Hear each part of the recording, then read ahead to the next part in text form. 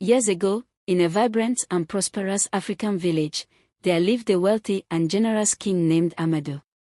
King Amadou was known far and wide for his kindness and the grand feasts he often held for his people. His rule was characterized by wisdom and fairness, earning him the admiration and respect of all his villagers. King Amadou had 2 wives. His first wife, Queen Adana, bore him 2 beautiful daughters, Edeora and Amoka. These girls were the pride and joy of the village, known for their intelligence and grace. However, according to the traditions of the village, a king could only be succeeded by a male heir. This tradition troubled King Amadou greatly, for despite his happiness with his daughters, he needed a son to continue his legacy. In an attempt to secure a male heir, King Amadou married a second wife, Queen Ifeoma. Queen Ifeoma gave birth to another lovely daughter named Chioma. Although Chioma brought even more joy to the palace, the king's worry deepened. The villagers began to murmur about the future of the kingship, as it seemed the royal family might soon lose their right to the throne if no son was born to secure the throne. King Amadou grew more anxious with each passing year. The neighboring families were already eyeing the throne, ready to claim it should the king fail to produce a male heir. The pressure weighed heavily on the king's heart, as he loved his daughters dearly and did not want to see his family lose their rightful place. One day, as King Amadou sat in his court pondering his predicament, a woman named Neka appeared before him. She was a humble, quiet woman, yet there was a firmness in her voice as she spoke.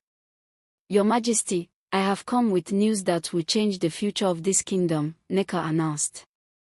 The court fell silent, and all eyes turned to her.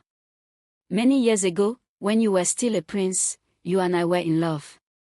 However, because of my poor background, your parents did not allow us to marry. Heartbroken, I left the village, unaware that I was carrying your child. I raised our son alone, far away from here.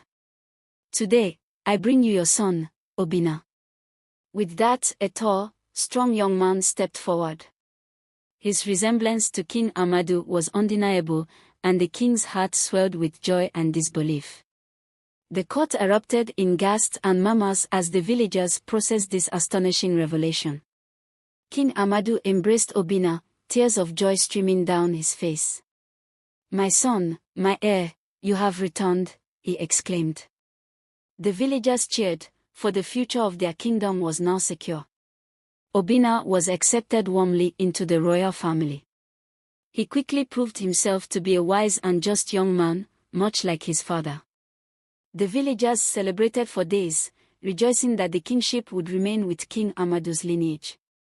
Obina's arrival did not just secure the throne but also brought a new sense of unity to the kingdom. He spent time learning about the village's needs and concerns, often sitting with the elders and listening to their stories and advice.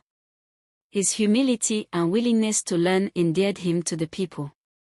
King Amadou, seeing his son's dedication, felt a renewed sense of purpose. He began to involve Obina in the affairs of the kingdom, teaching him the ways of leadership and governance. Obina's sisters, Edeora, Amoka, and Chioma, also played crucial roles in supporting their brother.